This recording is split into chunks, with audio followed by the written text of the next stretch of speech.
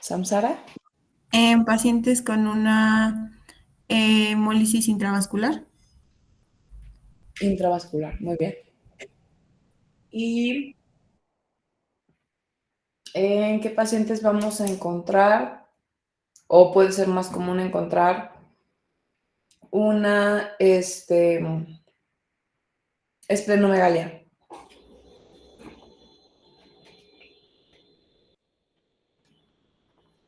Fátima, Bueno, esto va a ser común en pacientes que ya tienen una anemia hemolítica crónica. muy bien. ¿Y la crónica es intra o extravascular?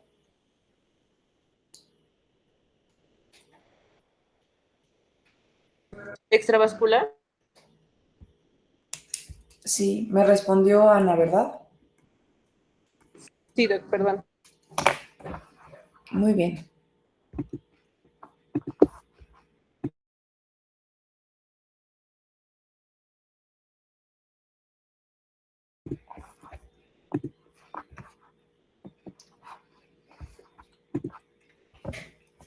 Ok, vamos a empezar con las anemias hemolíticas congénitas. Habíamos comentado que las anemias hemolíticas congénitas quiere decir que tenemos un error o un defecto a nivel del eritrocito. Entonces, si el defecto está en el eritrocito, ¿cómo se clasificaría? Fátima. Sí, doc. Pueden ser por una deficiencia en la membrana, por una deficiencia pues, en las vías metabólicas o en el metabolismo, y puede ser también anomalías en la hemoglobina. Muy bien, pero ¿cómo la clasificarías al ser el error en el eritrocito como tal?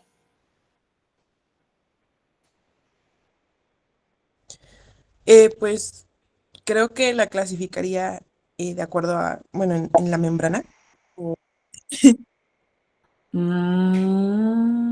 Ok, Maciel. Yo la clasificaría en corpuscular o intrínsecas. Intrínseca, exactamente.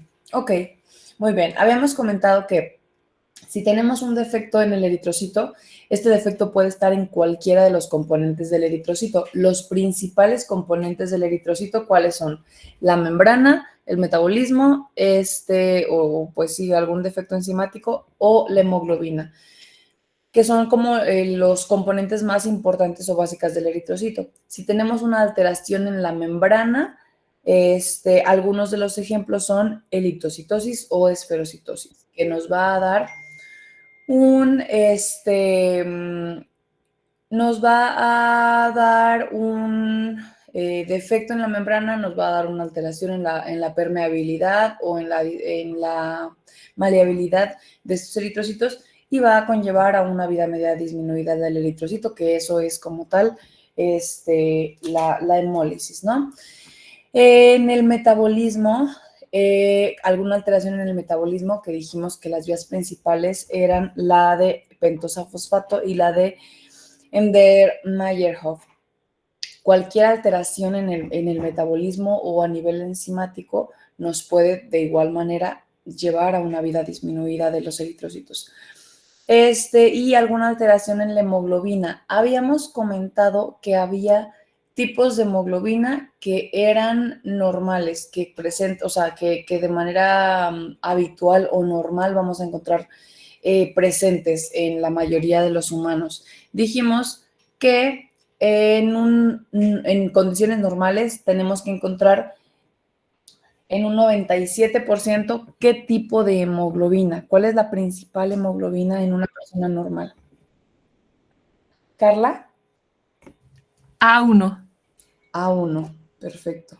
Esto sí es importante que ustedes lo sepan porque hay una prueba diagnóstica que se usa en las hemoglobinopatías o, bueno, sí, alteraciones, cualquier alteración en la hemoglobina. ¿Alguien sabe cuál es esta prueba? ¿Cómo diagnosticamos las hemoglobinopatías?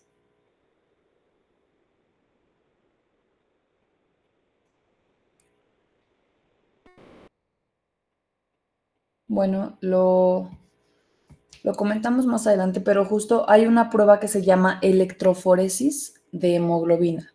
Esta electroforesis de hemoglobina, ¿qué es lo que hace? O sea, en la prueba se miden los tipos de hemoglobina que tenemos presentes nosotros. Entonces, en una electroforesis normal deberíamos encontrar esa hemoglobina A1 en un 97% y a lo mejor en un 3% vamos a encontrar el resto de las hemoglobinas, que por ejemplo habíamos comentado que la hemoglobina fetal la íbamos a encontrar hasta a lo mejor en un 1%, todavía puede ser como pues esperado, pero si encontramos, de acuerdo a los tipos de hemoglobina que encontremos presentes, es el diagnóstico que tiene el paciente. Pero bueno, vamos a desglosar como estas alteraciones y la primera alteración que vamos a estudiar en las anemias hemolíticas congénitas son las alteraciones en la membrana. Habíamos dicho que esta membrana del eritrocito era una membrana pues especial, ¿no? Es una membrana que como todas las membranas nos va a dar como pues ciertas características específicas y nos va a ayudar a facilitar el transporte de agua, de aniones, el intercambio de ciertas moléculas, ¿no? Entrada y salida al eritrocito de lo que tenga que entrar y salir. Y esta membrana va a tener proteínas específicas, como la anquirina, como la banda 3, como la glucoforina C, va a tener ciertas proteínas de unión que todas estas en conjunto le van a dar cierta estabilidad y resistencia, flexibilidad, deformidad y adaptabilidad a este eritrocito. ¿Qué es lo que pasa? Que si falta alguna de estas proteínas de membrana, pues obviamente le va a dar, va a alterar justo alguna de estas funciones de la membrana del eritrocito. ¿Y qué es lo que va a dar como resultado? ¿Cuáles son las alteraciones de membrana? Ejemplo de alteración de membrana, Miranda. En el que quedamos que era la esferocitosis y la eliptosis. Eliptocitosis. Muy bien. Entonces, los defectos en la membrana, ¿qué es lo que va a provocar? Pérdida de volumen del hematíe. Esto se da porque pues que este eritrocito dijimos que no va a poder pasar por los vasos más chiquitos, ¿no? Por los vasos más pequeños que tenemos en el organismo, no va a poder pasar este hematíe y va a empezar como a deformarse un poquito esa membrana. A lo mejor puede que no se rompa de primera instancia, pero empieza a como a bollarse, por así decirlo. Se empieza a bollar y una vez que pasa por el vaso, los macrófagos pueden empezar a, pues, como a comerlo de afuera, o esto que está como abolladito, y lo empiezan a como comer un poquito y lo hacen más pequeñito, o sea, lo van haciendo cada vez más pequeñito, hasta que queda como un esferocito, por ejemplo, en la esferocitosis o como un eliptocito en la eliptocitosis hereditaria. Entonces, estos cambios en la composición de la membrana, ¿qué es lo que va a dar? Que también puedan tener una entrada distinta de agua y que a lo mejor sean menos resistentes a la distensibilidad. Por ejemplo, si yo tengo una esferocitosis, ese esferocito, si es que entra más agua de la que debería, no va a poder distenderse y si se distiende, ¿qué es lo que va a pasar? Se va a romper. Todas estas van a causar como hemólisis como tal. Entonces, nos puede dar esto la esferocitosis hereditaria o la eliptocitosis hereditaria. ¿Alguien sabe la prueba diagnóstica en la esferocitosis hereditaria? ¿Erasto? Es por medio de hemólisis osmótica. Sí, ¿qué es lo que hace esta prueba de fragilidad osmótica? Su nombre lo dice y ahorita lo comenté más o menos, como muy a grosso modo. Tal vez porque es propenso al agua, no lo sé. Leslie, gracias, Erasto. Bueno, creo que por lo que tenía entendido es que se tienen que ir clasificando los eritrocitos del paciente creo que son en soluciones. Ujú. Ok. Ana. Usan soluciones hipertónicas, ¿no? Soluciones para ver qué tanto resiste el eritrocito y si hace lisis. Exactamente. Perdón, no son hipertónicas, son hipotónicas, que diga. Hipotónica. Para ver si se rompen, pues, los eritrocitos. Exactamente, para ver qué tanto pueden, qué tanto puede como distenderse ese eritrocito. En condiciones normales habíamos dicho que la capacidad de la membrana era muy importante y puede estirarse muchísimo sin romperse. Pero si tenemos alguna alteración en la membrana, este eritrocito lo sometemos a soluciones hipotónicas y al empezar a entrar agua, llega un punto en el que no puede entrar más agua porque el eritrocito empieza a romperse porque no se puede distender más. Esta es la prueba de fragilidad osmótica. Entonces, de estas alteraciones en la membrana, como bien ustedes lo dijeron, la esferocitosis hereditaria va a ser la más frecuente. De hecho, es la anemia hemolítica crónica o congénita más frecuente a nivel mundial.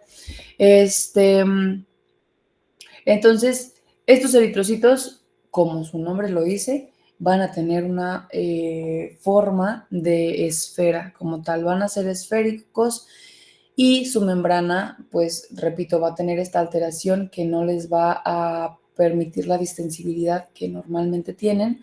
Entonces, estos eritrocitos son osmóticamente frágiles, entonces en la fragilidad osmótica van a romper antes de lo habitual en un eritrocito que no tiene alteración en la membrana y van a quedar, pueden quedar atrapados en el vaso porque principalmente la hemólisis se va a dar a este nivel.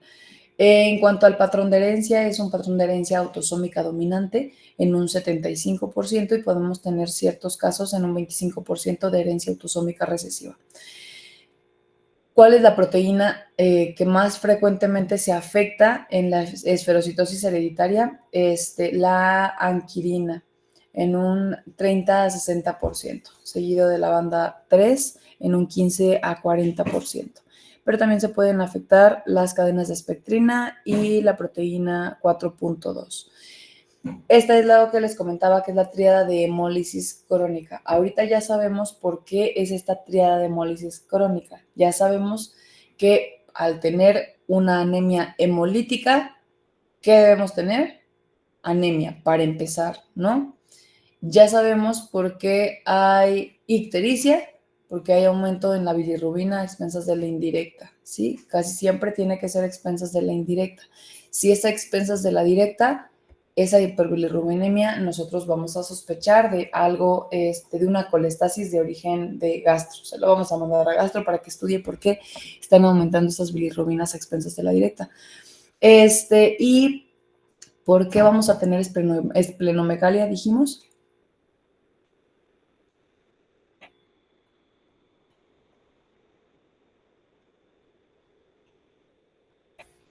Ana.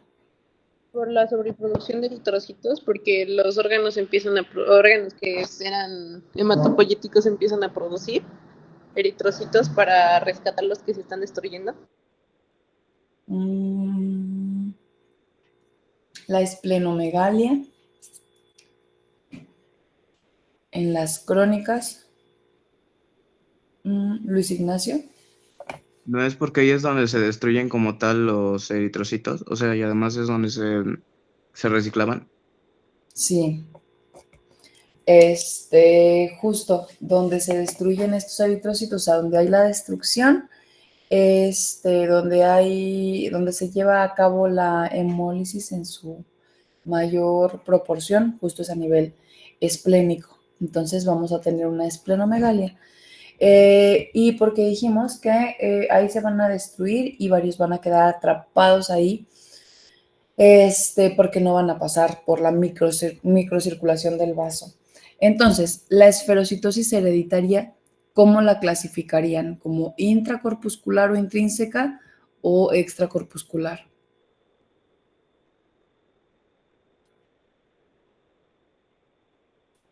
Fátima. Intracorpuscular. ¿Y como intravascular o extravascular? Miranda. Como extravascular. Extravascular, muy bien. Entonces, las extravasculares por laboratorio, bueno, no por laboratorio, por clínica en general, ¿cómo las encontrarías? Por laboratorio y por clínica. ¿Qué esperaríamos encontrar en este paciente?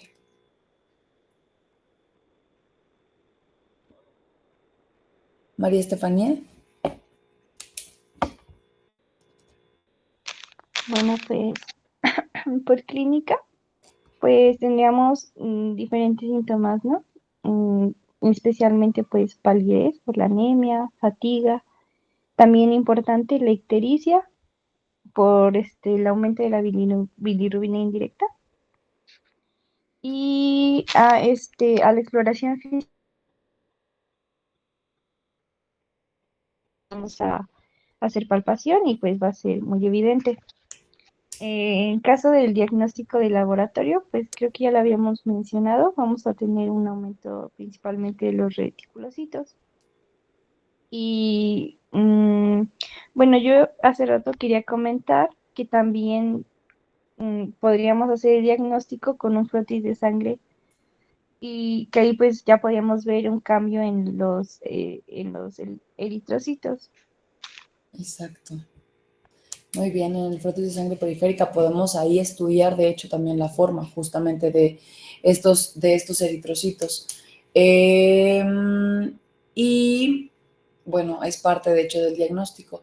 Y aquí dijimos que esperaríamos encontrar urobilinógeno o hemoglobinuria.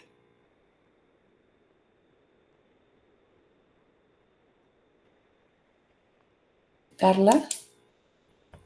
Urobilinógeno, doctora, y también podría encontrarse la bilirrubina indirecta aumentada. Perfecto. Muy bien. En las anemias hemolíticas en general, justo de lo que en general podemos encontrar en ambos o en todos los tipos de anemias hemolíticas, justo es la anemia, la reticulocitosis, la DHL elevada y la hiperbilirrubinemia a expensas de la indirecta. Esto, independientemente del tipo de anemia hemolítica, casi siempre lo vamos a encontrar. Son parámetros como generales para esta, como hemólisis, parámetros generales para hemólisis por laboratorio son entonces anemia, obviamente, hiperbilirrubinemia, la DHL incrementada, la hiperbilirrubinemia expensas de la indirecta y ya estos otros acompañantes como el urobilinógeno o como el CUMS, o como la hemoglobinuria nos ayudan a decir qué tipo de anemia estamos buscando y el frotis de sangre periférica también. En estos pacientes con esferocitosis hereditaria, ¿cómo ustedes esperarían encontrar el CUMS? ¿Alguien sabe qué es el CUMS?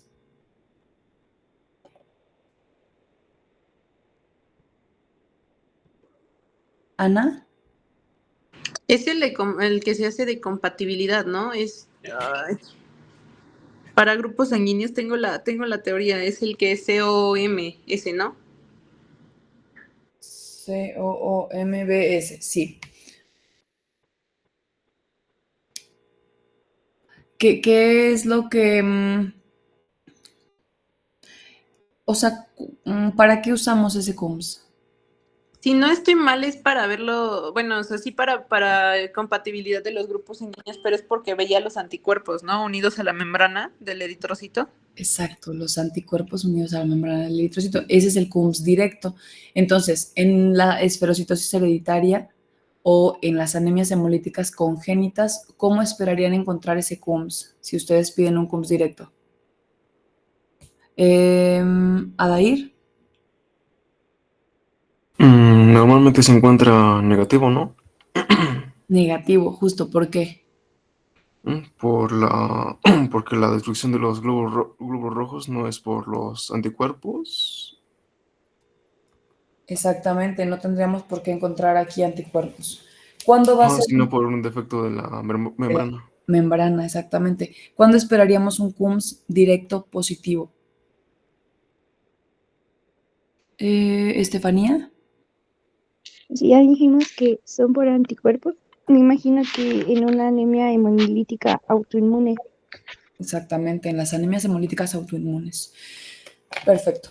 Entonces, continuando con estas congénitas, la esferocitosis hereditaria dijimos que va a ser la más frecuente, ¿sale? Vamos a tener formas clínicas. Claramente podemos tener pacientes que tengan una esferocitosis hereditaria leve, que clínicamente la verdad es que podemos encontrarlos pues prácticamente asintomáticos, no cursan con anemia, a lo mejor porque tenemos el diagnóstico, pero pueden no presentar ninguna sintomatología, a lo mejor si acaso pueden llegar a una anemia muy leve o solamente tener unos cambios hematimétricos como la concentración media de hemoglobina que está aumentada, concentración media de hemoglobina corpuscular. Concentración de hemoglobina corpuscular media. Esto va a estar incrementado, pero va a ser relativo. ¿Por qué? Porque habíamos dicho que en la esferocitosis, vean, este eritrocito, por ejemplo, este eritrocito es el glóbulo rojo normal. Y vean acá también, si ustedes recuerdan, íbamos a tener en un frotis de sangre periférica, estos eritrocitos van a tener que tener una palidez central. Esta palidez central nos habla de un eritrocito que está bicóncavo, la membrana está bicóncava, si ustedes recuerdan. Entonces, si este eritrocito lo viéramos de ladito, lo veríamos así y así, o sea, una curvita aquí y una curvita aquí. Entonces, es por eso que esto gruesito de las orillas, esto gruesito, lo vamos a ver más rojito y esto de aquí del centro lo vamos a ver más pálido porque aquí está aplastadito de los dos lados, ¿sale?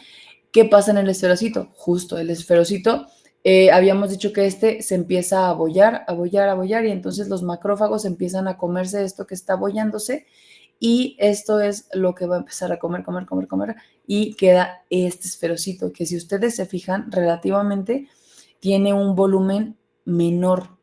Está como más chiquito. Y acá también, o sea, vean, estos se ven como más compactitos y no tienen esta palidez central que normalmente tienen. ¿Por qué no tienen esta palidez central? Porque no tienen esta biconcavidad, es una esferita y en la esfera no tendríamos por qué ver esta palidez central. Es una esferita, es un poquito más chiquito, relativamente el volumen del eritrocito está pues disminuido y por tanto toda la concentración, toda la hemoglobina corpuscular que tiene presente, o sea, la hemoglobina corpuscular media, si ustedes recuerdan los parámetros, cuando vimos los parámetros en la biometría hemática, no nada más vamos a tener la hemoglobina corpuscular media, sino la concentración de hemoglobina corpuscular media. La hemoglobina corpuscular media, sin esta C, va a decirnos la cantidad de hemoglobina corpuscular que tenemos en todos los eritrocitos en promedio. La concentración de hemoglobina corpuscular media nos va a decir cuánto va a ser, justo como su nombre lo dice, cuánta hemoglobina vamos a tener presente en cada uno de estos eritrocitos. Entonces, si tenemos menos espacio o menos volumen en este eritrocito, pues la concentración media va a incrementar, pero va a ser relativo. No es que este tenga más que este, sino que por el tamaño o el volumen en el que está distribuido, va a estar como más concentrada esta hemoglobina corpuscular media. ¿Me expliqué? Entonces, vamos a tener que la clínica la vamos a tener como una anemia con ictericia, con esplenomegalia generalmente, porque tenemos una hemólisis crónica y porque hay una destrucción principalmente. Es una hemólisis extravascular, va a ser fuera del vaso sanguíneo, pero va a ser en su gran mayoría a nivel del vaso con B, que es a nivel esplénico. Y vamos a tener una esplenomegalia. De acuerdo al grado que tengamos de hemólisis, va a ser obviamente más significativa esta sintomatología. Entonces, a lo mejor un paciente que hemoliza muy poquito, puede que no tengamos a lo mejor tanta repercusión a nivel esplénico. A lo mejor no vamos a tener tantísima esplenomegalia a comparación de un paciente que hemolice muchísimo, en donde a temprana edad probablemente vayamos a tener una esplenomegalia muy masiva en base al grado de hemólisis que esté presentando el paciente. Y obviamente la prueba de fragilidad osmótica va a estar positiva, o sea, vamos a tener una fragilidad osmótica aumentada. ¿Qué quiere decir? Que nosotros lo vamos a someter a estas soluciones hipotónicas y vamos a tener eritrocitos más frágiles, en donde estos eritrocitos frágiles se van a romper antes de tiempo, no van a resistir que entre tanta agua, porque su membrana no es tan elástica como el resto de las membranas de los eritrocitos. Y la concentración de hemoglobina corpuscular media va a estar incrementada, ya supimos por qué. Entonces, en su gran mayoría van a tener una severidad moderada. ¿Qué quiere decir? Que, bueno, toda esta sintomatología la podemos presentar en la mayoría de los pacientes, pues en un grado moderado, en donde la gran mayoría sí vamos a tener esplenomegalia, en la gran mayoría sí podemos llegar a anemizar, pero generalmente esta anemia, la verdad es que va a ser muy decente, no va a ser una anemia tan importante. Van a ser a lo mejor anemias leves en donde no amerite no amerite transfusión el paciente, no amerite como pues algún apoyo distinto al soporte básico, que generalmente estos pacientes lo que le damos es ácido fólico, y pues con eso va a ser suficiente. Entonces, en toda su vida a lo mejor no va a meritar tanta transfusión, va a ser moderado, va a ser a lo mejor unas anemias leves con las que puede vivir y va a tener un grado moderado de hemólisis como pequeña, que va a estar todo el tiempo y que va a estar generalmente estable. Y en un 5%, que es como la menor cantidad de pacientes, pues, vamos a tener una clínica o una anemia hemolítica severa, una esferocitosis hereditaria severa. En estos pacientes van a ser los pacientes que tengan un grado de hemólisis tan importante que les anemice lo suficiente como para ameritar transfusiones cada cierto tiempo. Estas transfusiones van a ser un círculo vicioso, porque cada transfusión ustedes tienen que saber que, o sea, hay una ley básica en la hematología y en la medicina transfusional que dice que la mejor transfusión es la que no se hace, porque cada transfusión va a tener un riesgo. Con cada una de las transfusiones que nosotros hagamos a los pacientes, pues tiene sus complicaciones y sus riesgos. Unas son las complicaciones como agudas, ¿no? En donde podemos presentar hemólisis o fiebre o alguna reacción alérgica o de hipersensibilidad, pero además vamos a tener que en los pacientes que tienen un alto requerimiento transfusional, quiere decir que están hemolizando mucho y están necesitando o están anemizando mucho y claramente no están alcanzando a compensar. Entonces, se producen anemias muy importantes que ameritan transfusiones y transfusiones seguidas. El alto requerimiento transfusional es cuando a lo mejor el paciente no ha ameritado 1 o 2 transfusiones en su vida. O sea, un diagnóstico que no se le va a quitar. Entonces, va a vivir toda su vida con la alteración en la membrana del eritrocito. Y si está toda su vida hemolizando, tan importantemente, a lo mejor va a estar toda su vida transfundiéndose y entonces las transfusiones crónicas llevan, por ejemplo, a una sobrecarga de hierro. Entonces, los pacientes pueden tener complicaciones por estas sobrecargas de hierro y por estas transfusiones tan frecuentes. Entonces, en estos pacientes a lo mejor vamos a necesitar además, pues, quelaciones de hierro o esplenectomías a edades un poquito más tempranas que el resto de los pacientes. ¿Por qué creen que la esplenectomía es parte del tratamiento en estos pacientes? Porque crece mucho. Ok, pero ¿de qué le va a servir quitarles el vaso? Para que ya no destruya los eritrocitos. Exacto, porque es el sitio principal de destrucción de esos eritrocitos. Entonces, es por eso que la esplenectomía es parte del tratamiento en estos pacientes. Obviamente no todos se esplenectomizan de primera instancia y también obviamente depende del grado de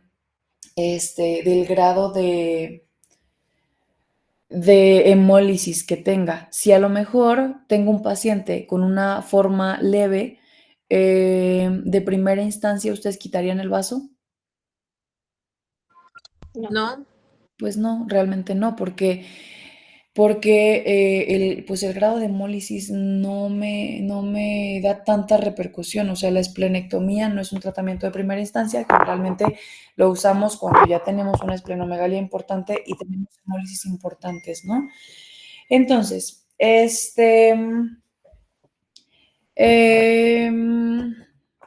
¿y por qué damos ácido fólico como parte del tratamiento en estas anemias crónicas hemolíticas?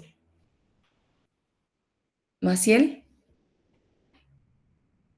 Bueno, tengo que pues, se puede dar como para evitar un riesgo de deficiencia de folatos, ya que pues obviamente estamos diciendo que el ácido fólico pues ayuda a que la médula ósea pues siga funcionando, o sea, que haga su trabajo y como está hiperactiva porque pues está tratando de mantener esta producción de, de glóbulos rojos, pues entonces se van consumiendo las reservas de folatos. Entonces, pues si damos ácido fólico, yo creo que es para prevenir que haya una deficiencia de folatos o una anemia megaloblástica. Ok, muy bien, muy bien. Muchas gracias, Maciel. Perfecto. También me hizo muy feliz tu respuesta. Ok. En la esferocitosis hereditaria, podemos tener ciertas complicaciones que generalmente, pues justo las complicaciones más frecuentemente asociadas y a lo mejor preguntadas en los exámenes en la esferocitosis hereditaria, en los cuadros de esferocitosis hereditaria, son estas. Son la crisis hemolítica, podemos tener crisis hemolíticas. Por ejemplo, si tenemos un paciente con diagnóstico de esferocitosis hereditaria, puede tener a lo mejor anemias leves a moderadas, pero de pronto cursan con algún proceso infeccioso que desencadena una mayor pues hemólisis de la habitual. Entonces podemos tener crisis hemolíticas asociadas a procesos infecciosos como tal. Entonces en los cuadros o en los procesos infecciosos en los pacientes, ellos saben que tienen que vigilar pues datos de hemólisis, ¿no? Datos de incremento de hemólisis. Ellos saben que si de pronto tienen de un momento a otro mayor palidez o mayor ictericia de la habitual o empiezan a sentirse cansados, puede que hayan tenido una crisis hemolítica y tienen que ir a urgencias para tomarse laboratorios y pues compensar en caso necesario. Pueden tener también unas crisis aplásicas, estas sobre todo asociadas a infección por parvovirus B19. Y también pueden tener crisis megaloblástica y esta justo es dada por una deficiencia de ácido fólico que puede llegar, o sea, puede llegar a ser tan importante que que cause estas crisis megaloblásticas en donde también podemos cursar con aplasia. En las crisis megaloblásticas no solo podemos tener a lo mejor una anemia megaloblástica por deficiencia de folatos, sino que podemos, al tener una deficiencia de ácido fólico, tener alteraciones, acuérdense, en el resto de las líneas celulares. De primera instancia, pues la alteración va a ser en los eritrocitos, pero posteriormente puede tener afección en el resto de las líneas celulares y podemos llegar a tener una pancitopenia secundaria. Es por eso que parte del tratamiento es reponer ese ácido fólico, porque el requerimiento es mayor en estos pacientes, porque está la crisis, está la hemólisis constante y la médula ósea obviamente está produciendo constantemente lo que se está perdiendo. La médula ósea constantemente tiene que estar reponiendo lo que se está perdiendo, entonces ese ácido fólico se consume mucho más rápido que en el resto de nosotros. La transfusión, en el tratamiento, pues el ácido fólico, la transfusión en caso necesario en base al grado de hemólisis que haya presentado el paciente y la esplenectomía en los casos también necesarios, en donde a lo mejor tenemos una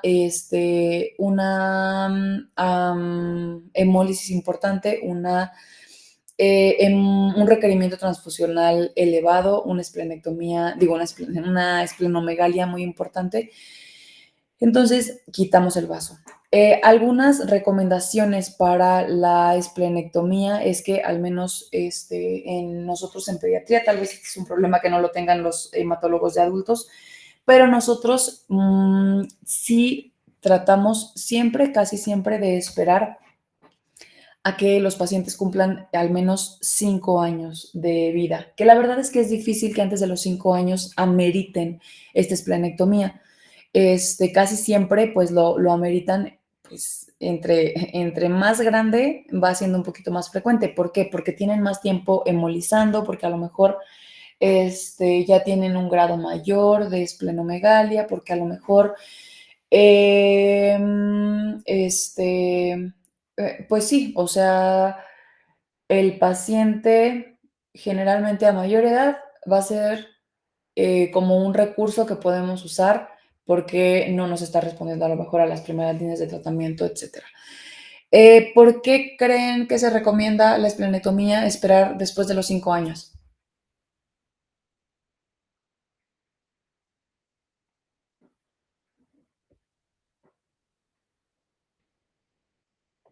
Ana. Porque puede que todavía tenga funciones ¿cómo se dice el vaso? Funciones para generar eritrocitos, que sea un órgano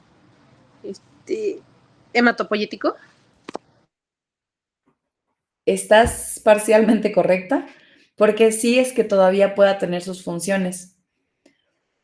¿Qué otras funciones tendrá el vaso?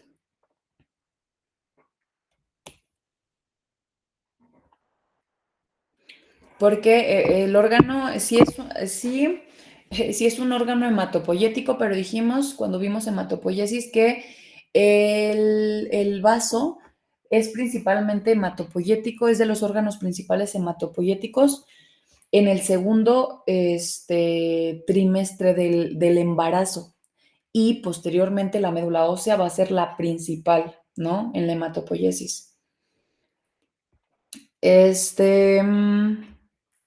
Pero ya no es como que si la médula ósea es la principal, entonces realmente debería ser suficiente esta médula ósea.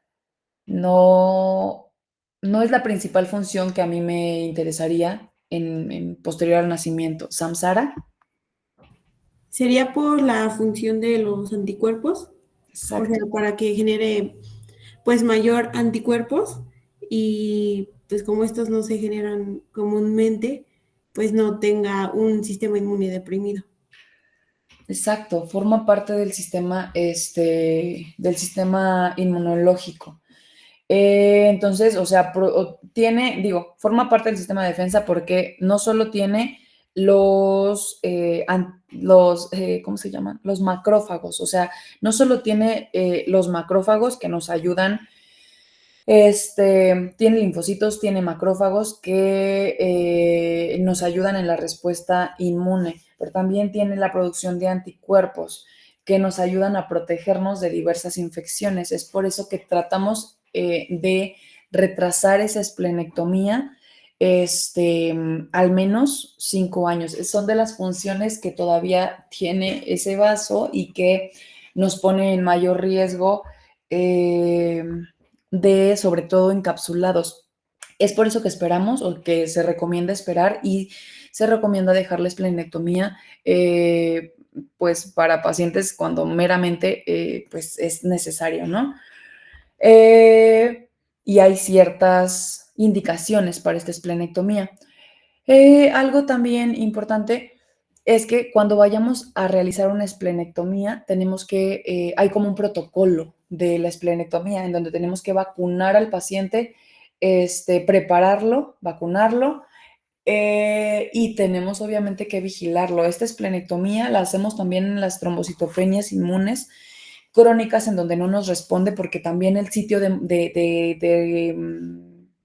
lisis o de destrucción es el vaso justamente. Entonces al quitarlo nos ayuda porque quitamos como el sitio de destrucción. Pero tenemos que darles un seguimiento porque tienen un riesgo, ya una vez que están esplenectomizados, tienen un riesgo de infecciones por encapsulados, tienen un riesgo de, por ejemplo, están más susceptibles a infecciones por meningococo, que nosotros afortunadamente no estamos tan susceptibles. Bueno, y acá, antes de que se me olvide, la producción de los cálculos biliares.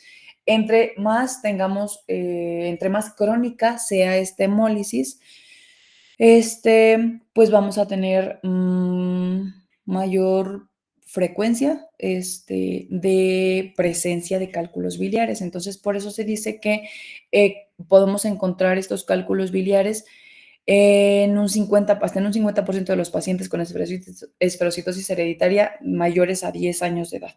Entre más crónico sea, más frecuente va a ser encontrar estos cálculos biliares. Entonces, de hecho, también, por eso en el interrogatorio, nosotros, cuando estamos interrogando a un paciente con una sospecha de esferocitosis hereditaria, nosotros preguntamos sobre antecedentes heredofamiliares, obviamente, y dentro de estos antecedentes heredofamiliares preguntamos por anemias crónicas en la familia o anemias no diagnosticadas, o a lo mejor pacientes en la familia que hayan ameritado esplenectomía o ¿cómo se dice? La vesícula, colicistectomía a edades tempranas, porque o sea, puede ser un indicador indirecto si es que el paciente no sabe si tiene antecedentes familiares, o a lo mejor no están diagnosticados, puede ser un indicador de una hemólisis crónica en pacientes también en la familia, pues. Ahora, dentro de los efectos del metabolismo, o sea, bueno, ahorita ya vimos que de la membrana, vamos a ver como los más importantes de cada uno, o los más frecuentes. Dentro de las alteraciones en membrana, el más importante o el más frecuente es la esferocitosis hereditaria. Dentro de los metabolismos, dentro de los defectos del metabolismo del eritrocito, el más frecuente va a ser, ¿alguien me dice? ¿Me recuerda? Miranda, Ana, ¿se te quedó la manita arriba o...? Queda arriba. Ok. Miranda. La deficiencia de glucosa 6-fosfato. Ajá, de glucosa 6-fosfato deshidrogenasa. Esta, ¿alguien sabe clásicamente a qué se asocia? O sea, a qué como antecedente, ¿cuál es el desencadenante, pues, principal de la crisis de hemólisis? Miranda. Bueno, no sé si tenía que ver con lo de las habas, pero no estoy segura. Sí, totalmente. Totalmente.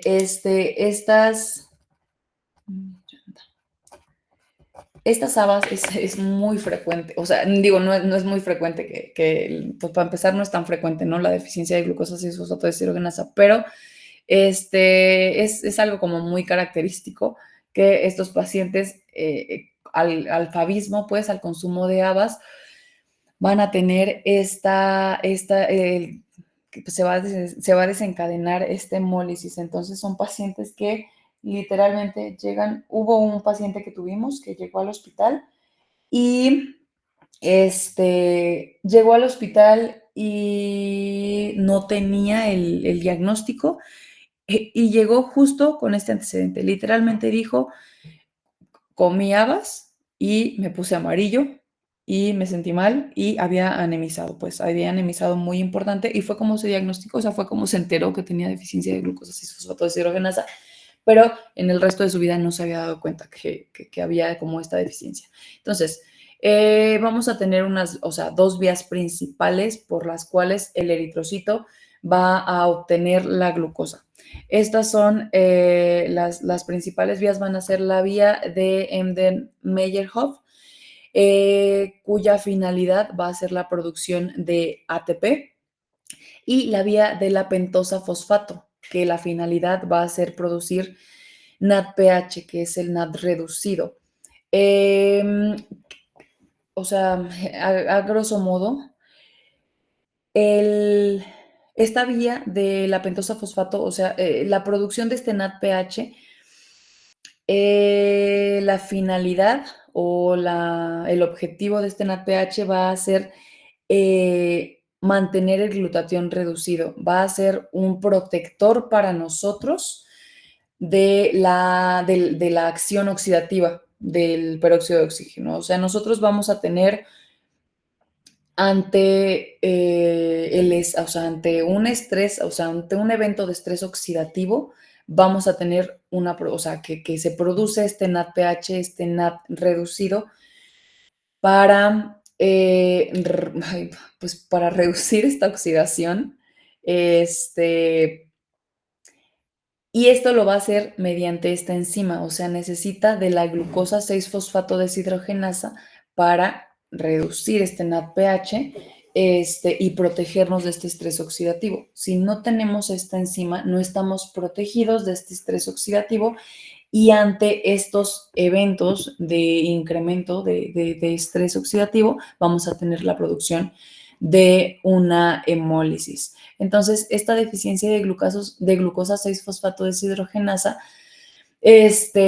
va a ser va a ser una de las enzimopatías más comunes en cuanto a las anemias hemolíticas por defectos enzimáticos, va a ser la más común. Y en el frotis de sangre periférica podemos encontrar estos cuerpos de Haynes que van a ser estos puntitos que se ven acá, estos puntitos como azulitos que se ven, en los eritrocitos van a ser los cuerpos de Haynes, van a ser agregados insolubles de hemoglobina que van a ser producidos por esta acción de los radicales oxidativos.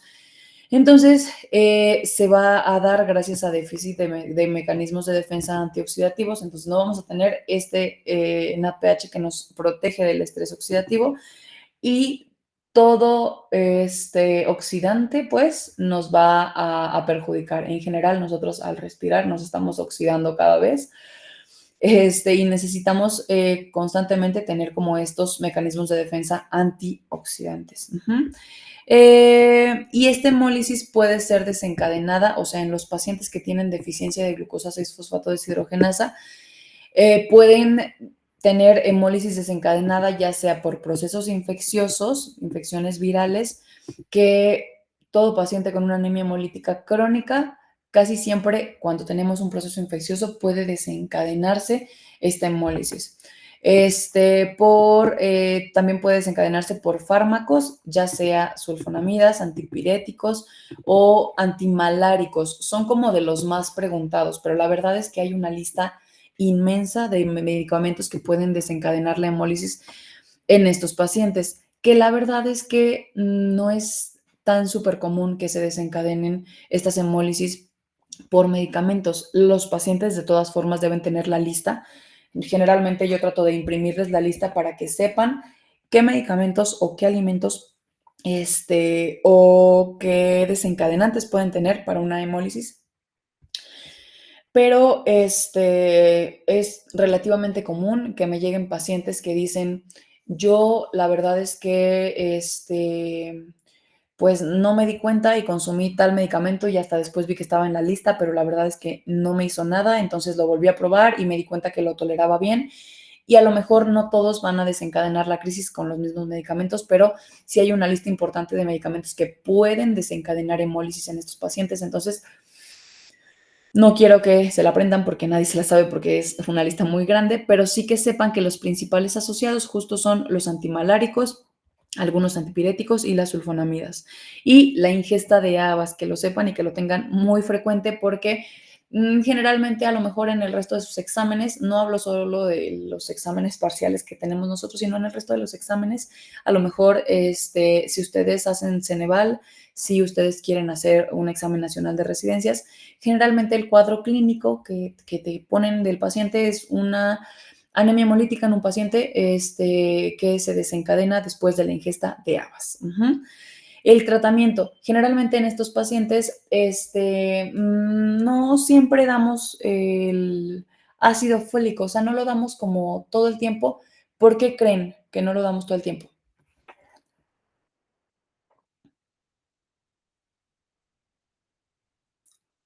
O sea, podemos darlo de apoyo, pero, Ana, Porque no estamos teniendo una deficiencia tal cual del ácido fólico, ¿por qué? porque en sí no es una, bueno, o sea, no hay, está habiendo problemas o puede ayudar a la síntesis de los eritrocitos, como dijo mi compañera, pero no es una deficiencia tal cual porque no está teniendo ningún factor que genere la deficiencia de ácido fólico. No hay problemas en la producción. Pero, Son deficiencias en las enzimas, pero no en la producción tal cual de los eritrocitos. pero acuérdate que ¿por qué dijimos que dábamos el ácido fólico? En las anemias hemolíticas, ¿para qué?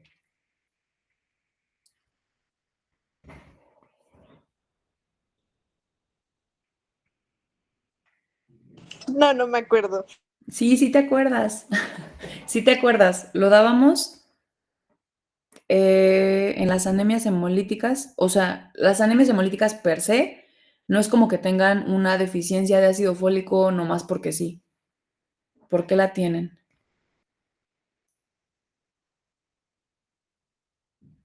¿Por la reticulocitosis? Exacto, porque está ocupándose, está consumiéndose, porque están hemolizando de manera crónica.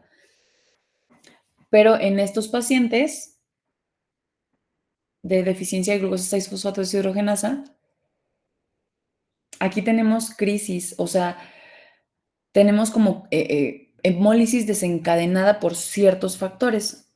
No estamos a lo mejor todo el tiempo hemolizando. Incluso los pacientes pueden cursar como asintomáticos y a lo mejor si no se exponen a estos fármacos o a estas habas, no podemos no tener crisis. Entonces, si no tenemos todo el tiempo una hemólisis, a lo mejor no estemos necesitando tanto ácido fólico, no estemos consumiéndolo tanto a nivel medular, a nivel de la médula ósea, y tal vez no necesitamos tanto esta como reposición, porque no lo estamos perdiendo tanto, ¿sale? Entonces aquí el tratamiento prácticamente es, en caso de una crisis hemolítica, damos el tratamiento de apoyo, que en este caso sería una transfusión. Aquí no es congénitas, aquí es, bueno, sí entra dentro de las congénitas, pero quiere decir anemias, el otro componente que nos faltaba es alguna alteración en la hemoglobina. Entonces, nosotros dijimos que la hemoglobina va a tener, ay, no sé si, no les puse como, dibujitos. Pero bueno, la hemoglobina dijimos que va a ser un complejo proteínico tetramérico. ¿Qué quiere decir tetramérico? Que va a tener 4 cadenas de globina. 2 pares, van a ser 4 cadenas de globina, ¿ok? Y dijimos que estas 4 cadenas de globina, en su gran mayoría, la hemoglobina A1 va a ser la que vamos a encontrar de manera normal en un adulto sano. Entonces, la A1 la vamos a encontrar alrededor de un 97% en condiciones normales en un adulto sano. La que debemos tener presente en su gran mayoría va a ser la A1. El tipo de hemoglobina A1 va a ser el que está presente principalmente en nosotros, ¿sale? Esta va a estar conformada, y esto sí quiero que se lo aprendan, por 2 cadenas alfa y 2 cadenas beta, ¿ok? En condiciones normales, la mayoría de nuestra hemoglobina va a ser de este tipo y va a tener 2 cadenas alfa, 2 cadenas beta, en un 97%, que es la 1, ¿sale?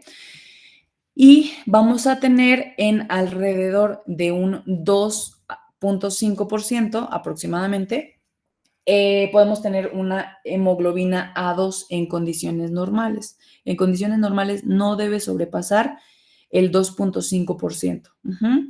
Y esta va a estar compuesta, dijimos que tiene 4 cadenas de globina, la hemoglobina, cualquiera, ¿no? Entonces aquí, en vez de tener cadenas beta, va a tener cadenas delta, entonces va a tener 2 cadenas alfa y 2 cadenas delta. Funcionalmente, la hemoglobina A1 y la hemoglobina A2 son prácticamente pues iguales.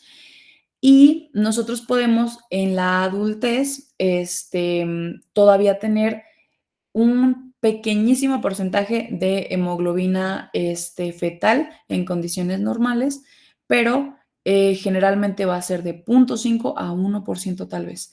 La hemoglobina fetal va a ser el principal tipo de hemoglobina que, como su nombre lo dice, va a estar a nivel en la etapa, en el embarazo, pues, o sea, en el feto, a partir de las 8 semanas de gestación, y después de nacer va a estar presente también hasta a lo mejor los primeros meses de vida, en condiciones normales. ¿Y por qué es importante estos tipos de hemoglobina? Porque van a tener cierta afinidad, por ejemplo, por el oxígeno, que esto nos va a dar diferencias.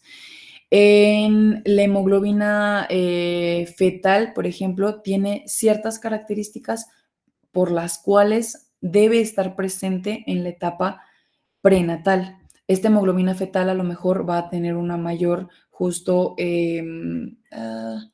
esta mayor como afinidad justo al oxígeno, y esto es necesario cuando estamos, pues, cuando antes del nacimiento, o sea, en la etapa prenatal es necesario, pero a lo mejor en la etapa postnatal no es tan necesario. Entonces, por eso tiene que haber este cambio en la composición de las hemoglobinas que nosotros tenemos en el organismo. Cada una va a tener características especiales que le dan a la hemoglobina las funciones le dan las características para llevar a cabo las funciones necesarias, que es principalmente la entrega de este oxígeno. Y por eso no podemos tener a lo mejor tanta, ¿cuál fue la palabra que usé ahorita? Dios, ¿qué está pasando conmigo? Tanta afinidad a este oxígeno, porque la hemoglobina tiene que entregar oxígeno, parte de sus funciones es entregarlo. Entonces imaginen que tenga esta afinidad muy, muy, muy importante, no va a poder entregarlo porque no va a poder despegarse de él. Algo también importante es que las cadenas alfa se van a codificar en el cromosoma 16 y el resto de las cadenas, que son beta, delta, gamma y las variantes patológicas, se van a codificar en el cromosoma 11. Esto es importante porque para el diagnóstico de las hemoglobinopatías vamos a tener que identificar un poquito estos tipos de hemoglobina. Entonces, vamos a tener 2 principales grupos de hemoglobinopatías, que son las alteraciones en la hemoglobina. Estos 2 principales grupos son las talasemias. Las talasemias van a ser si yo dije que tiene 4 cadenas de hemoglobina, que son 2 pares, y la principal, la A1, va a tener 2 cadenas, ¿qué? ¿Y 2 cadenas qué? Lo acabo de decir, sí lo saben. Alfa y beta, ok. Entonces, si nosotros tenemos genéticamente un error, o sea, no se produce de manera adecuada o están disminuidas la producción de alguna de estas cadenas, ya sea alfa o beta, entonces vamos a tener que o sea, las cadenas alfa normalmente se van a unir a las cadenas beta. Si nosotros no tenemos cadenas beta, entonces estas cadenas alfa se van a unir a otras cadenas que estén ahí libres con las que puedan ser compatibles. Entonces, ya sea que aquí se le da el nombre de lo que le falte. Si no tenemos o tenemos disminuidas las cadenas alfa, entonces va a ser una alfa talasemia. O si tenemos disminuidas las cadenas beta, va a ser una beta talasemia. ¿Sale? Y esto nos va a producir distintos tipos de hemoglobinas. Y justo las hemoglobinopatías que van a ser por síntesis anómalas de estas cadenas de hemoglobina. Entonces, en las talasemias dijimos que va a haber un déficit en la síntesis de las cadenas de globina, no lobina. Y va a haber un desequilibrio.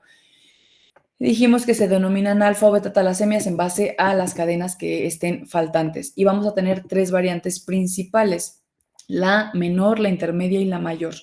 En las talasemias menores, ya sea alfa o beta talasemias menores, los pacientes pueden cursar casi asintomáticos, prácticamente asintomáticos. Y a lo mejor podemos tener una ligera, a lo mejor el cambio que podemos tener es una anemia muy, muy leve, o a lo mejor cursan sin anemia y solamente tenemos un volumen corpuscular medio disminuido. Si ustedes recuerdan las primeras clases, a lo mejor no se les grabó este nombre de las talasemias porque no lo habíamos visto, pero en las primeras clases cuando vimos las anemias, la clasificación de las anemias, yo les había dicho que había causas principales de las anemias microcíticas, eran la deficiencia de hierro y las talasemias. De hecho, la talasemia va a ser uno de los diagnósticos diferenciales de las anemias por deficiencia de hierro. La verdad es que si me llega una anemia microcítica de primera instancia y por frecuencia, yo sospecharía de una anemia por deficiencia de hierro. Pero si llega un paciente con una anemia microcítica y a lo mejor se acompaña de ictericia o de hiperbilirrubinemia, o a lo mejor en ese momento no está incrementada la DHL porque no tiene una crisis, pero los reticulocitos están altos, ahí ya no sería compatible con la deficiencia de hierro. ¿Por qué? ¿Cómo diferencias esto? O sea, un punto muy importante que dije distinto ahí. Ambas tienen anemia microcítica. ¿Diego?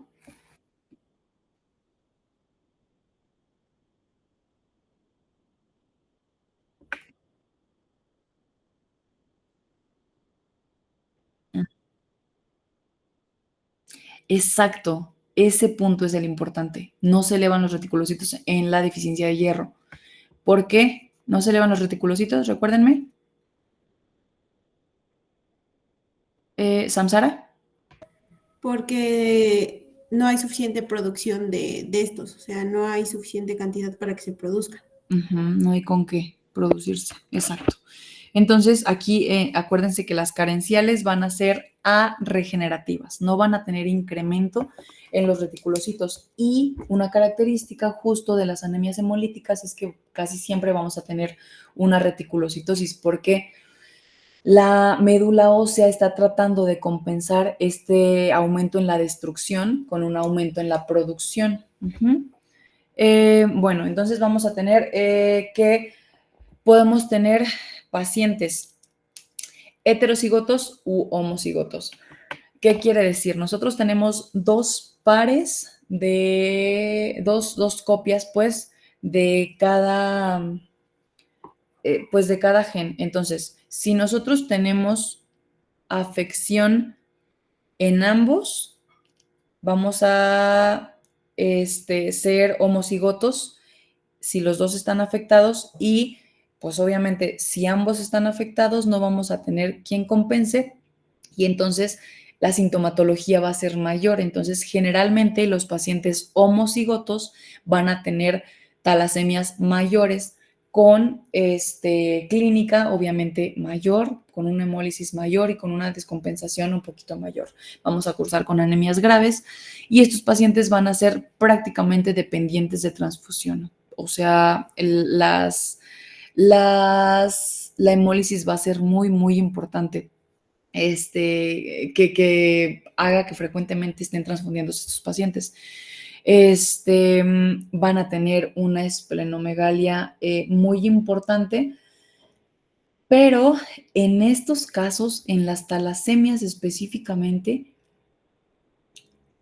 ese vaso, en este caso, sí sé que ahí tenemos una destrucción importante, pero ahí también tratamos de tener una compensación. Aquí sí tenemos aumentado la hematopoiesis en estos órganos, ¿sale?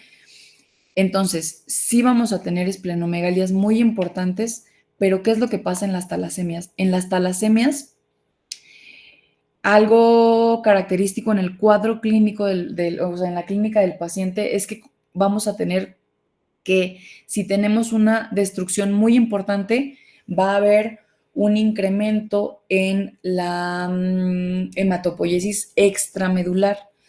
Dijimos que la hematopoiesis en el adulto, después de la etapa prenatal o en la etapa postnatal, va a ser principalmente en la médula ósea. Y de acuerdo a la edad, va a ser el sitio de producción, ¿no? Pero generalmente se va a encontrar a nivel de los huesitos largos, ¿no? La producción o la hematopoiesis.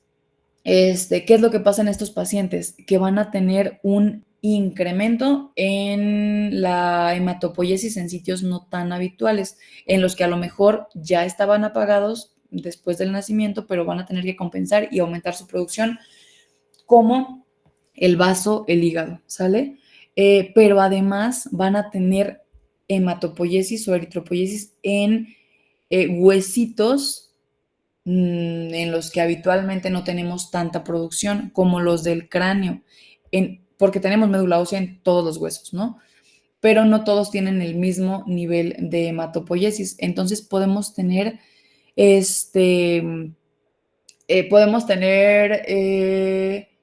más producción en huesitos que no habitualmente y podemos tener deformidades en estos huesitos. No sé si alguien leyó ciertas alteraciones específicas en los huesitos de los pacientes con talasemia. Estefanía. Doctora, bueno, yo le iba a preguntar si esto era lo que, bueno, en radiología, una vez vi una radiografía de un paciente que cursaba con talasemia y es muy característico este signo del cráneo en forma de cepillo, algo así, algo así, es como se dice. Exacto, y o sea, bueno, ahorita, por ejemplo, que estás viendo talasemia, ¿tienes idea de por qué se da ese cráneo en forma de cepillo?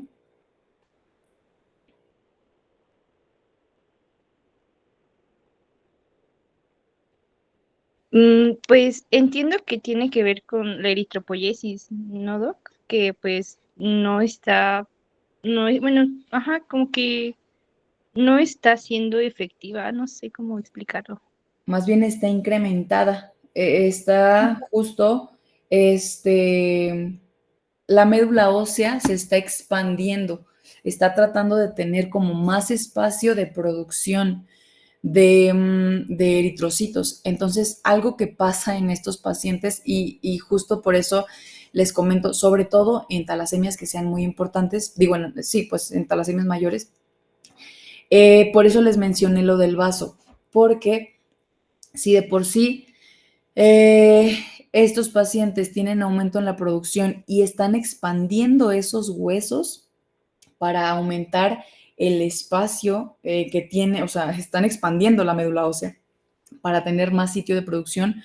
Y si nosotros a lo mejor le quitamos el vaso, que a lo mejor también estaba, o sea, sí estaba tal vez destruyendo, pero también estaba ayudando a producir. Entonces, le quitamos este sitio de producción para tratar de compensar la destrucción. ¿Y qué es lo que va a pasar? Que esos huesos todavía se van a expandir más y entonces vamos a tener como estas caritas muy como muy características. O sea, el cráneo, si ustedes se fijan, empieza a deformarse literalmente.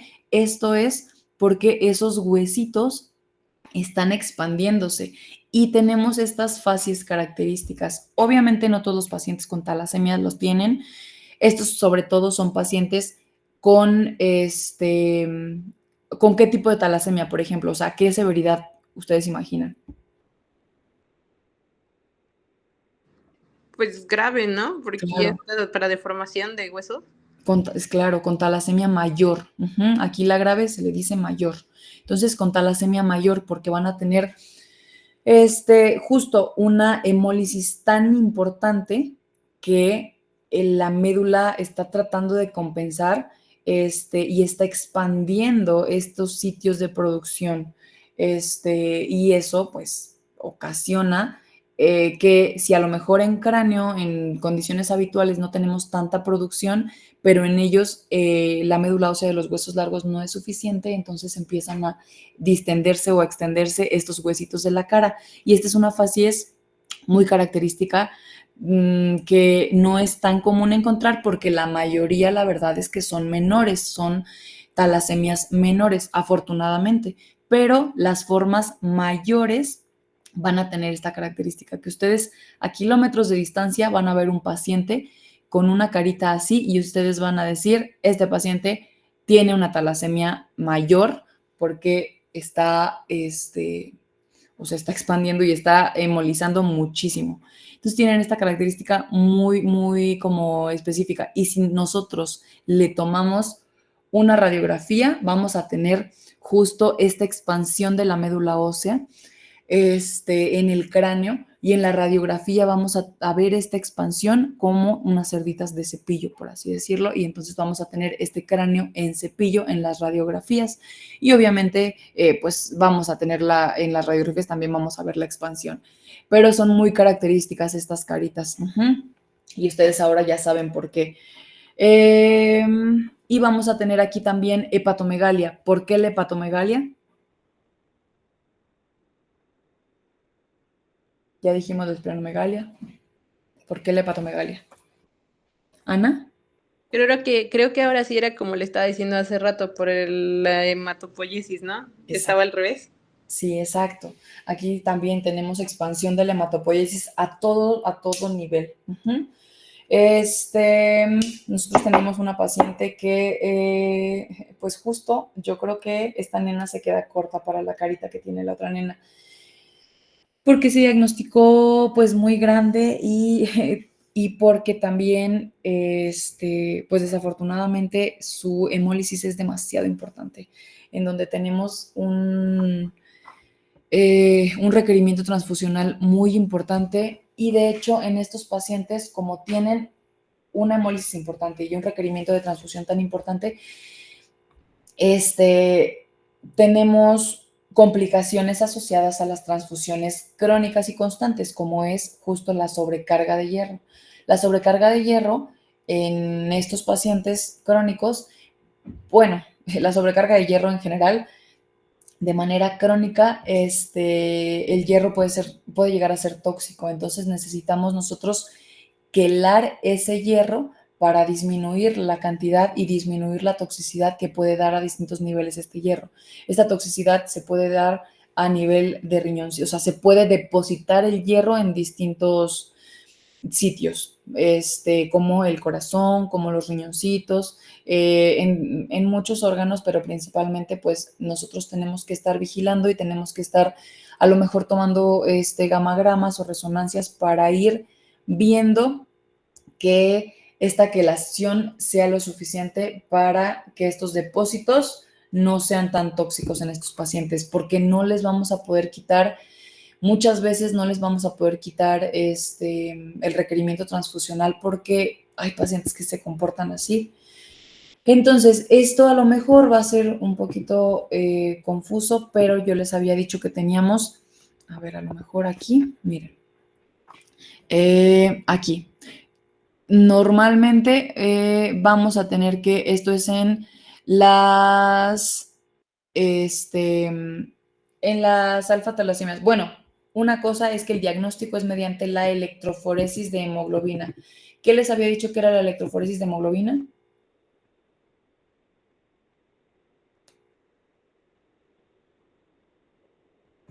Estefanía.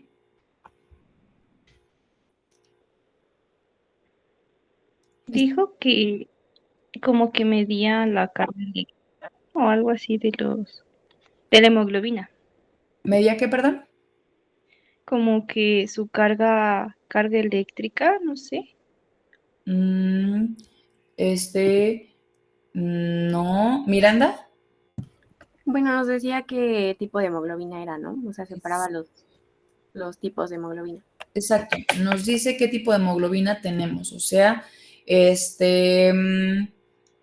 si yo me hago una, espero que, que tenga el 97% de hemoglobina A1. En condiciones normales, entonces, acuérdense que, bueno, corre principalmente estos tipos de hemoglobina. Entonces, en la electroforesis, justo por el porcentaje que nos reporten de cada una de las hemoglobinas, nosotros podemos intuir o podemos más bien diagnosticar qué tipo de talasemia tenemos. Y por eso es importante que ustedes sepan el componente de cada una de las hemoglobinas. Esta, en la hemoglobina A1, dijimos que vamos a tener 2 cadenas alfa y 2 cadenas beta. En la hemoglobina A2, en lugar de beta, vamos a tener delta. Entonces vamos a tener 2 cadenas alfa y 2 cadenas delta. ¿Qué quiere decir si tenemos una hemoglobina A2 aumentada? ¿Qué creen que sea lo que falte? Ahorita que ustedes ya saben la conformación de la hemoglobina A2. La conformación de la hemoglobina A2 dijimos que era 2 alfa, 2 delta. Ajá, Ana. Ah, sí, eran 2 alfa y 2 beta, es lo que iba a decir. 2 alfa y 2 delta. Delta. Delta, porque 2 alfa y 2 beta, ¿qué nos da? ¿O qué hemoglobina es? A1. A1, ok. Entonces, si tenemos mayor hemoglobina A2 en la electroforesis, ¿qué quiere decir? ¿Qué es lo que está faltando? ¿Las beta? Las beta, exactamente. ¿Por qué están faltando las beta? ¿Cómo sabes que están faltando las beta? Porque tiene 2 alfa y 2 delta. Por sí, no estoy bien. La A2. Exacto. Y Sí. la A1 tiene 2 alfa y 2 beta. Ajá. Entonces nos faltan las beta para que sea una hemoglobina normal, por decirlo así. Exacto. O sea, si está incrementada la A2 es porque a lo mejor no tenemos suficiente beta y entonces las alfa se están teniendo que unir a las delta. Porque alfa sí tenemos. O sea, hemoglobina alfa sí estamos teniendo, pero si está incrementada la hemoglobina A2 es porque no estamos teniendo suficientes beta y la alfa tiene que unirse porque pues tiene que unirse a otras y lo que está presente pues se une a las delta porque no hay beta. Entonces, si no hay beta, ¿cómo le vamos a llamar a la talasemia? Gloria. ¿Beta-talasemia? Beta-talasemia, exactamente. Entonces, en la electroforesis, por eso era importante que ustedes supieran cómo se conformaban estas hemoglobinas para que le encontraran sentido a la electroforesis de hemoglobina. Porque nosotros, la electroforesis de hemoglobina, yo les voy a mandar foto después de un reporte, pero literalmente en la electroforesis te reporta los porcentajes de los tipos de hemoglobina, ¿sale? O sea, te dice A1 tiene 98%, A2 tiene 2% y hemoglobina fetal tiene 0.5%. ¿Eso ustedes cómo lo consideran? A1, 98%. A2, 2%. ¿Está bien? Está bien, está normal, ¿no? Pero si tenemos una hemoglobina, o sea, si les reportan una electroforesis con una hemoglobina A1 en un 80% y una hemoglobina A2 en 19% y fetal en 1%.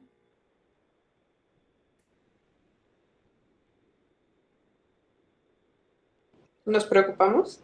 Ok, y diagnosticas que tiene una, o sea, te preocupas, pero tú eres la doctora, tú le tienes que diagnosticar. O sea, bueno, no, el hematólogo pues va a ir al hematólogo a diagnosticar, pero te preocupas y te ocupas. Entonces, ¿qué sospechas? ¿De la beta-talasemia? Beta-talasemia, exactamente. Ujú. Con que ustedes sepan que no es normal esos porcentajes, a lo mejor yo me voy a conformar para la práctica clínica que ustedes tengan.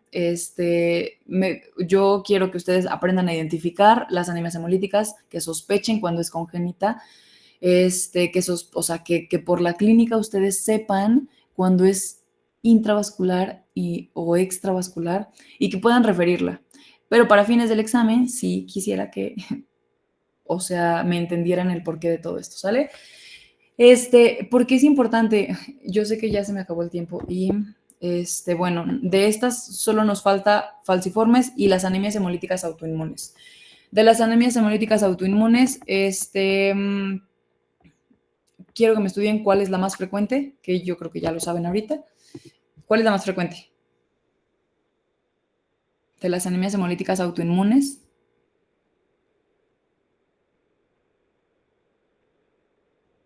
Había dos principales en base a los anticuerpos. Había anticuerpos fríos y calientes. Entonces, qué bueno que no vimos esa clase hoy porque les iba a preguntar. Pero bueno, entonces lean las anemias hemolíticas autoinmunes, lean el tipo de anticuerpos que son los causantes. Hay anticuerpos fríos, anticuerpos calientes. Ustedes me van a decir cuáles son cada uno de ellos.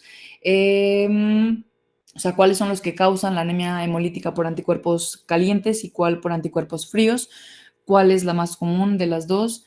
La prueba diagnóstica. Y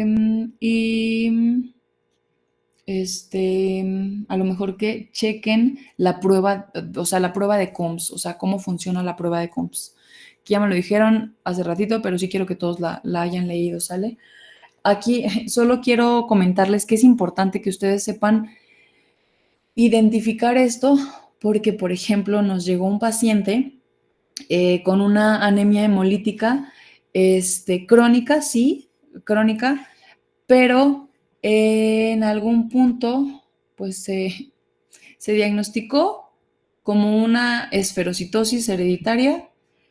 Desconozco por qué, porque ya llegó con nosotros esplenectomizado, ¿no?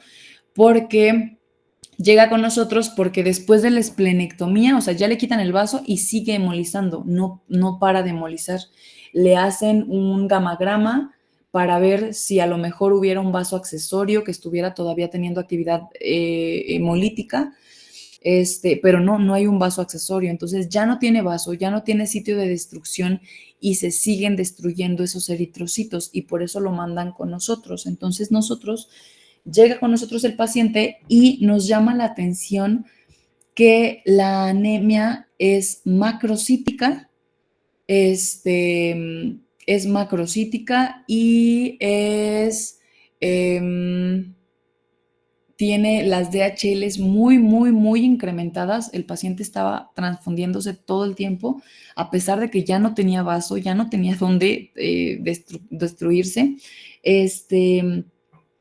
Y también tenía hemoglobinuria. Entonces, con lo que ustedes saben hasta ahorita, ¿qué tipo, o sea, a ver, la esferocitosis hereditaria daría macrocitosis? O sea, la anemia sería macrocítica.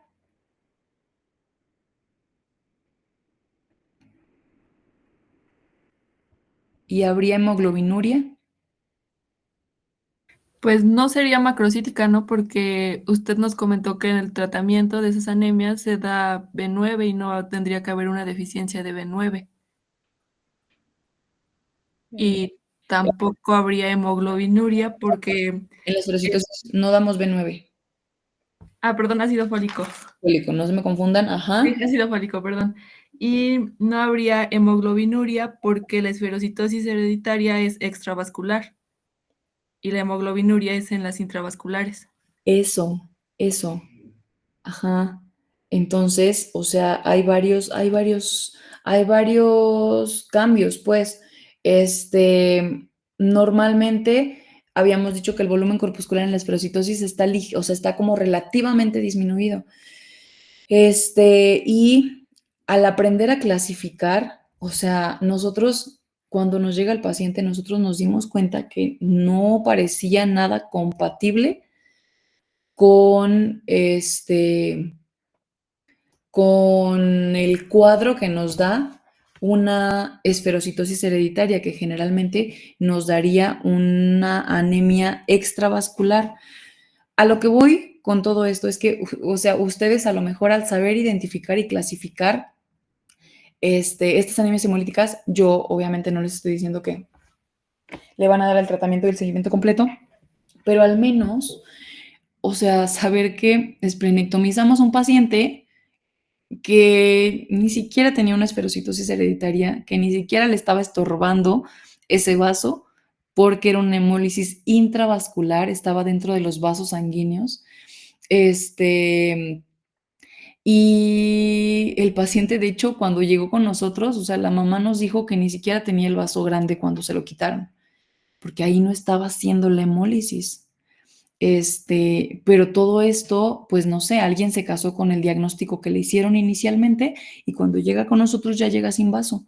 Llega sin vaso por un diagnóstico que se hizo pues mal, lamentablemente, y el paciente ya se quedó sin vaso.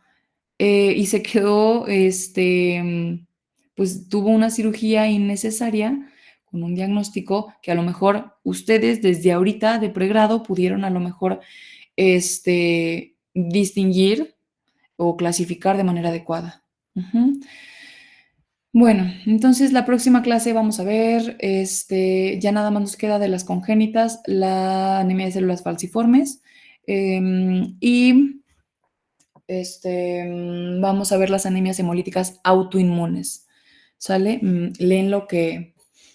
Igual me mandan mejor la tareita, según yo había incluido, no me acuerdo si incluí justo las autoinmunes, pero si no, ahorita yo les voy a mandar la tareita, ¿sale? Sí, Doc. Ok. ¿Alguna duda el día de hoy? No, Doc. Muy bien. No, doctora. Ok, entonces nos vemos la próxima clase. Nada más preguntar que a ver. Fernando no llegó, ¿verdad? Ok. Maritza no. ¿Y Rosendo? Él creo que no tiene mucho que se acaba de hacer, doctora, pero sí estaba. Ok. Muy bien. Sale. Muchas gracias. Sería todo. Nos vemos, chicos. Hasta luego, doctora. Bye, bye. Adiós, doctora.